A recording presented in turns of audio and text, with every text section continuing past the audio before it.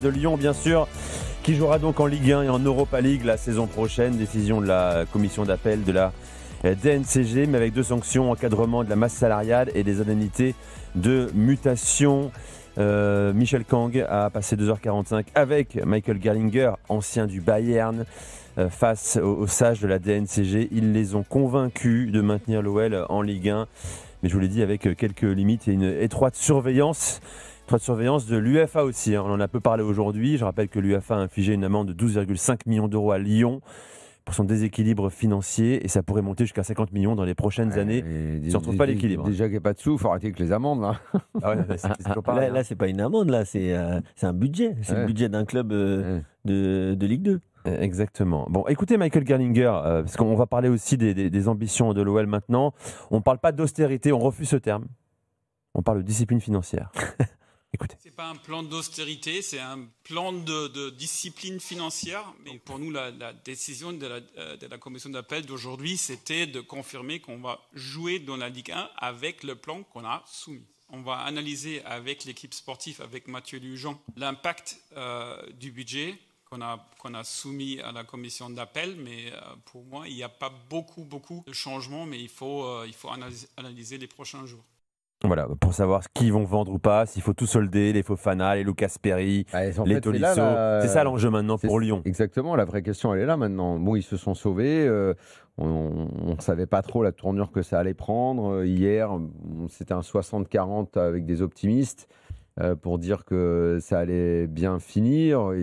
La ministre des Sports a rencontré Michel Kang.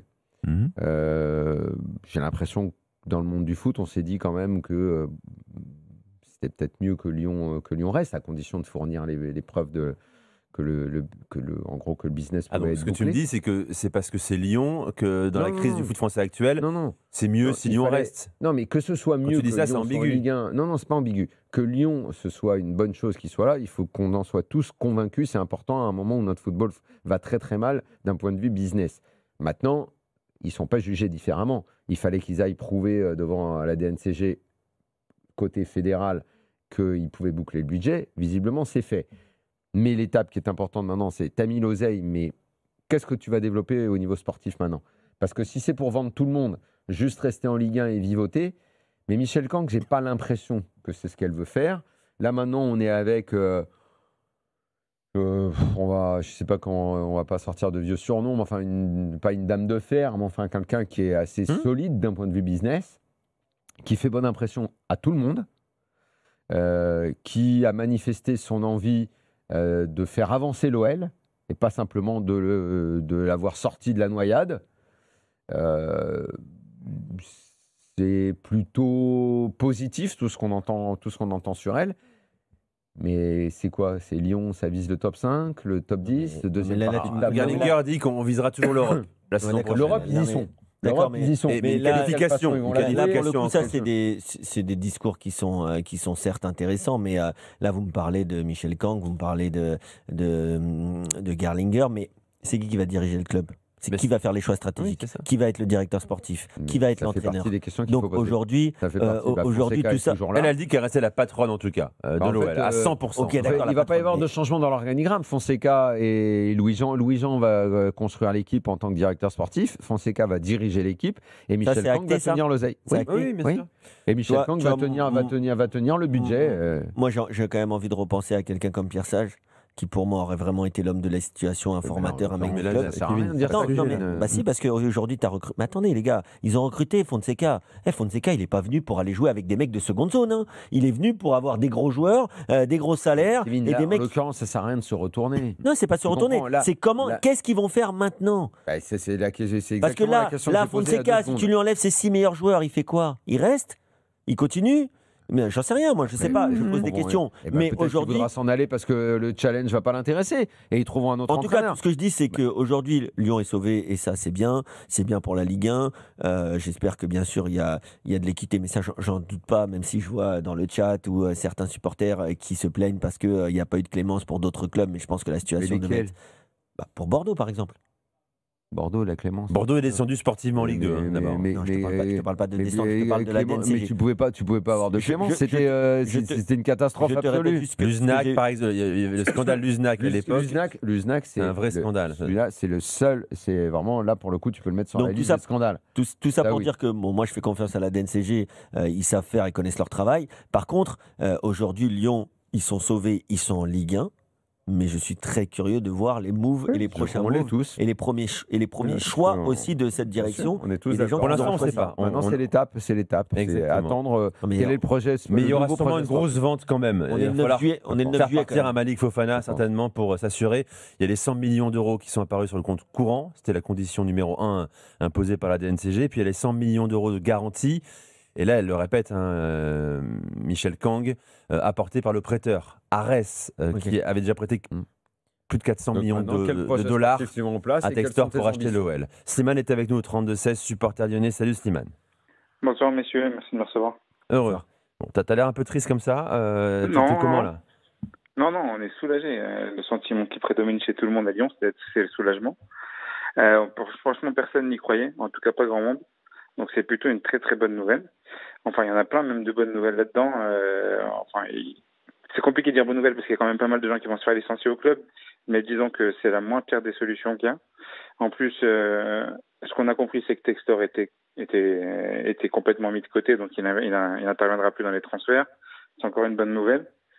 Maintenant, il n'y a plus qu'à bosser au niveau de la cellule de recrutement et essayer d'avoir une équipe qui soit pas trop dégueu pour l'année prochaine. Moi, je suis pas si inquiet que ça.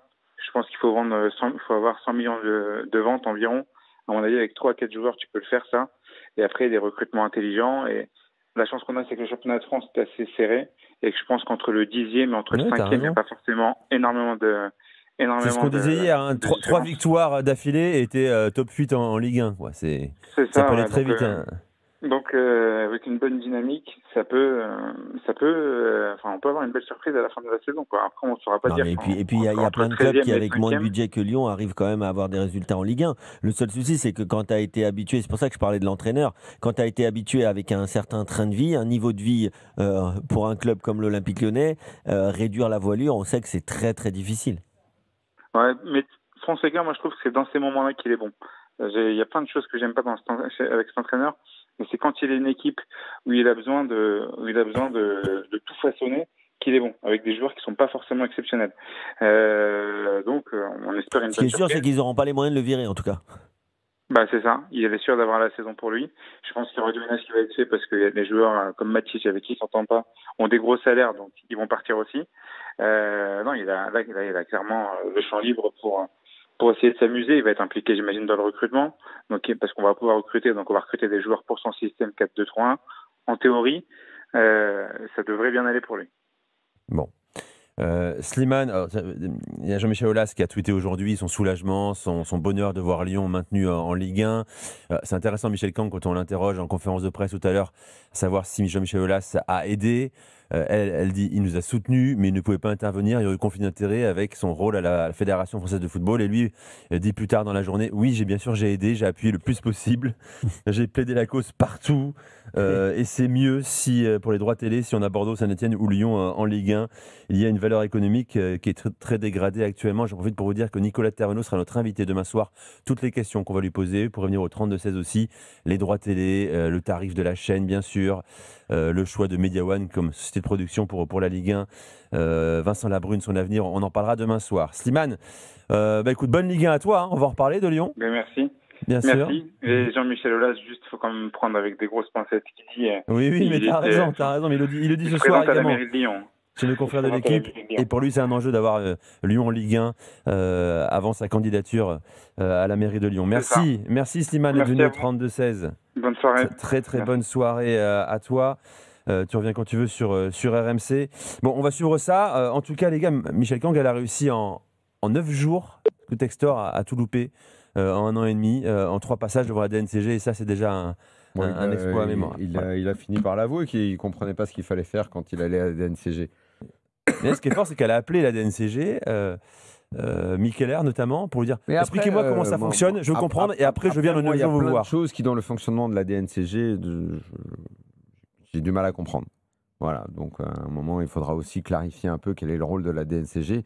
Ce côté gendarme, parfois un peu coup de règle sur les doigts ou bâton derrière la tête, il faudrait aussi faire un petit peu le ménage là-dedans parce que, comme tu l'as dit, c'est dirigé par Michel Heller, là, le fameux Mozart de la finance de la LFP, qui n'a pas été à une erreur près sur ses prévisions et qui travaille dans une LFP qui a coulé le football français. Donc la DNCG joue le gendarme, oui, elle contrôle pour éviter des faillites, mais parfois elle impose des choses aussi qui peuvent être contestables. Bon, hein, c'est pas parole d'évangile la DNCG. D'ailleurs, elle s'est fait retoquer finalement. Elle a pris une tarte aujourd'hui. La DNCG. Après, il y a peut-être des garanties. Oui, de la Ligue. Là, c'est la DNCG, ouais, d'accord. Bah oui. La fédération. mais ils ont quand même, elle a pris une tarte. Ils ont quand même apporté des garanties. Voilà, hein, c'est ça qu'elle a pas- exigé la DNCG. Et finalement, Lyon a prouvé que la direction, en sûr. tout cas, qu'elle pouvait apporter des garanties pour une gestion plus saine dans les mois et Non, saisons mais à la venir. DNCG, l'autre, à l'arrivée, c'est quand même donc l'autre, plutôt elle a rien réussi. montré. Non, mais la DNCG, elle apporte quand pas même, qu'il a elle rien apporte montré. quand même des. Mais C'est fumeux le montage financier c'est- Textor. Bah C'est ça oui. le problème. C'est très important qu'on ait un gendarme Ah oui. financier dans le football, c'est pour éviter beaucoup de catastrophes qu'on a pu avoir dans le passé. Je dis que parfois, ils demandent un petit peu trop quand ils veulent pas prendre la valeur de certains joueurs. Je trouve que parfois ils abusent. Mais c'est toujours pareil, tu prends la valeur d'un joueur, il se fait les croisés demain, tu fais quoi? Ok, ne rien prendre du tout de la valeur patrimoniale d'un club parce que les joueurs font également partie du patrimoine, je trouve que c'est un peu abusé. Même si tu divises le prix par 2 ou par 3 si tu as envie, mais dire que ça ne compte pas ou que ça compte pas, hein, ok, parfois c'est un peu limite.